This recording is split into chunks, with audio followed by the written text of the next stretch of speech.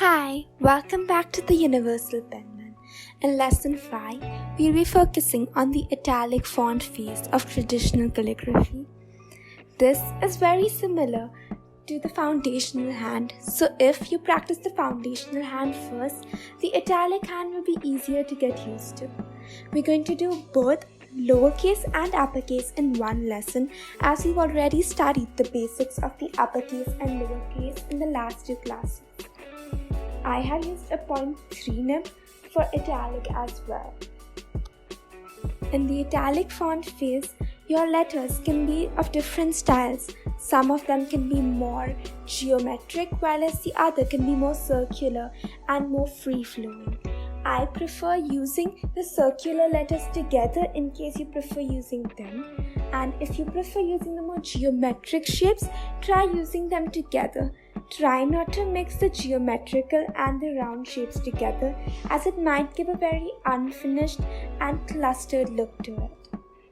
In the lowercase font, there are more options, whereas in the uppercase font, there's only one particular letter that you could use. You want to make 3 margins, one being margin A, one being margin O, and one being margin D. These rows will be used according to the type of letters. Certain letters such as A only use the middle or the O row, whereas certain letters like D and B use the row A and O. Letters such as G, J use the middle row and the lower row.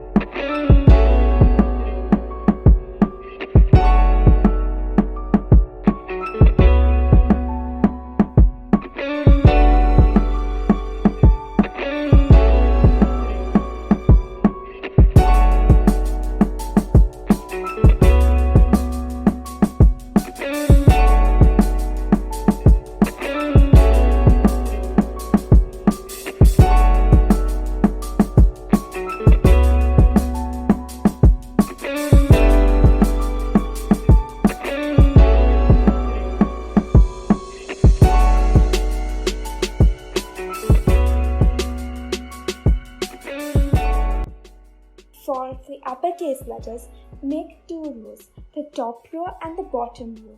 I like marking them as row X and row Z. Your uppercase letters will always be bigger than your lowercase letters.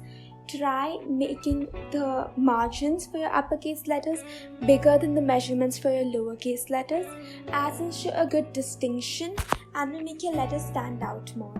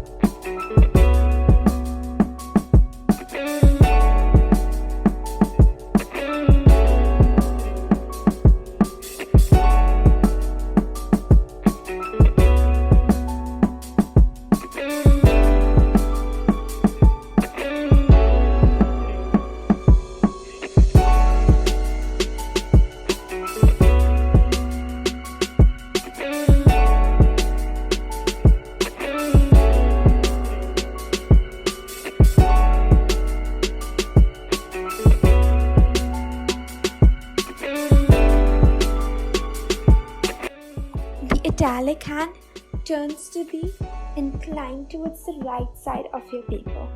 Also, while making your letters, try to have them slightly inclined to your right. I prefer making my letters straight and not inclined, but you could do whatever you prefer.